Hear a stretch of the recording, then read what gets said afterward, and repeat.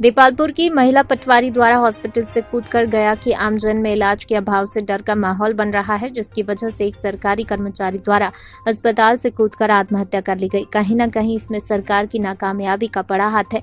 WHO द्वारा पहले से आगाह करने के बावजूद कोरोना की दूसरी लहर और ब्लैक फंगस जैसी भयावह बीमारी की तैयारी न करना सरकार पर सवाल निशान खड़ा करता है।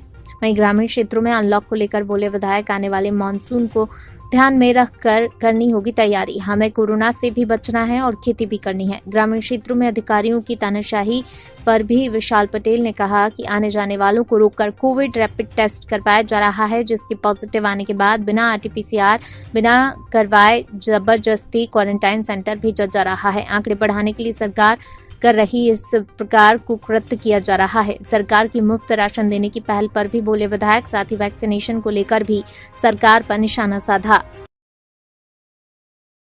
विशाल भाई, कहीं ना कहीं देखने को मिल रहा है तीसरी महिला की अब शहर के अंदर कहीं ना कहीं कोरोना के भय के कारण मृत्यु हुई है।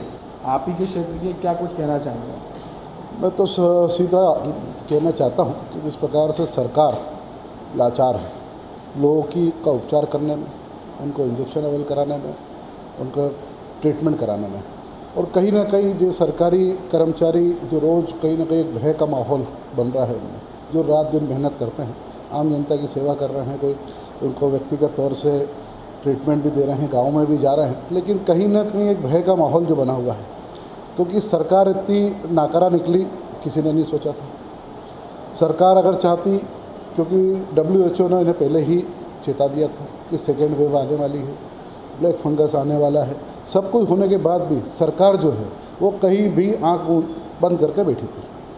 और मैं समझूं कि ये कहीं ना कहीं पूरी सरकार की लाचारी और नाकामी है जो सामने दिखती है।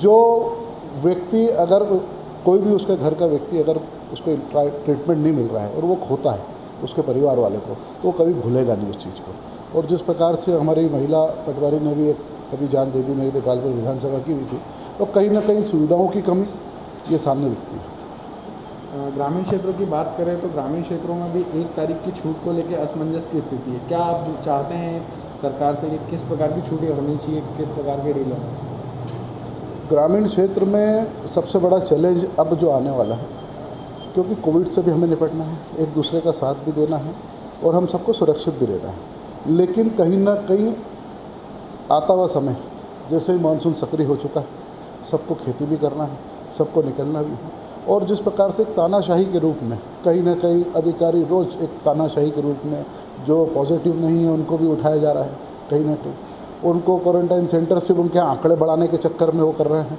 जो व्यक्ति को कोई सिम्टम नहीं है उसको घर में से उठा के ला रहे हैं, जबकि क्राइसिस मैनेजमेंट मीटिंग के अंदर ये तय हो चुका था कि अगर व्यक्ति खुद अकेला भी घर में है और आइसोलेट अलग घर में होना चाहता हो और वहाँ कोई का आवागमन नहीं है तो भी वो हो सकता है, लेकिन फिर भी अधिकारी इतनी मनमानी कर रहे हैं, वो उनके घर से निकाल कर जानबूझकर उनके आइसोलेशन सेंटर्स में ले जा रहे हैं, जहाँ उनको तकलीफ़ें हो रही हैं।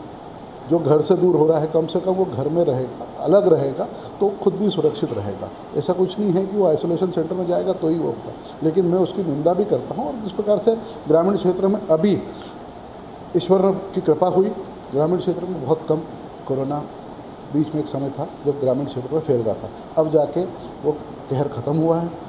लोगों की इम्यून सिस्टम बहुत मजबूत है ग्रामीण क्षेत्र में, लेकिन कहीं ना कहीं एक बड़ा कारण था, लोग जो सिंहस्थ में गए थे, लोग जो बाहर इलेक्शंस में गए थे, इलेक्शंस हो रहे थे, तो उस कारण से भी संक्रमित हुए, तो वो अब जाके व्यवस्थित हुआ है। और मैं समझता हूँ कि आते हुए समय में ग्रामीण क्षेत्र में हर एक चीज़ की छूट देना अनिवार्य होगा, क्योंकि खेती वो कर नहीं पाएगा अगर वो घर से नहीं निकलेगा, और खेती अगर उसकी काली रह गई तो वो खाएगा क्या?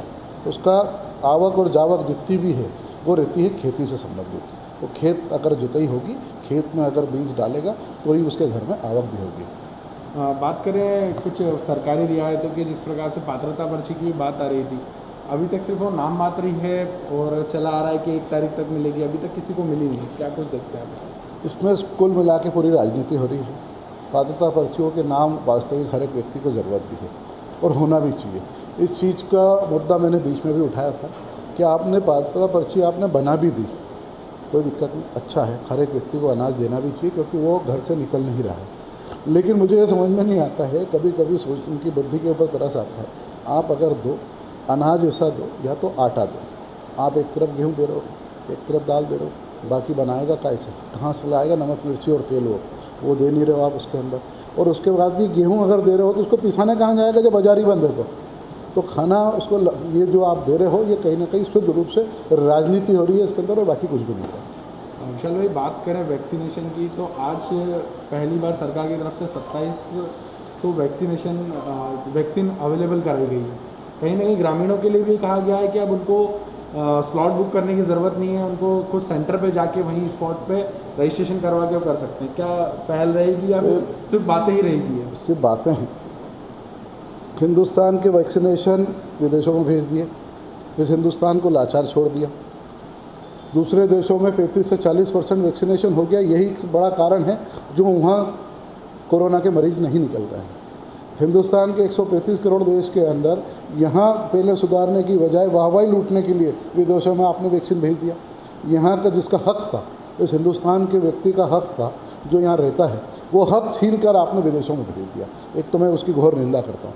साथ ही जिस प्रकार से आपने कहा कि स्लॉट बुकिंग में इतनी तकलीफ़ें आ रही हैं कि देपालपुर का व्यक्ति अगर स्लॉट बुक कर रहा है तो महू सेंटर आ रहा है, इंदौर का कर रहा है तो सांवेर आ रहा है, सांवेर वाला कर रहा है तो देपालपुर आ रहा है।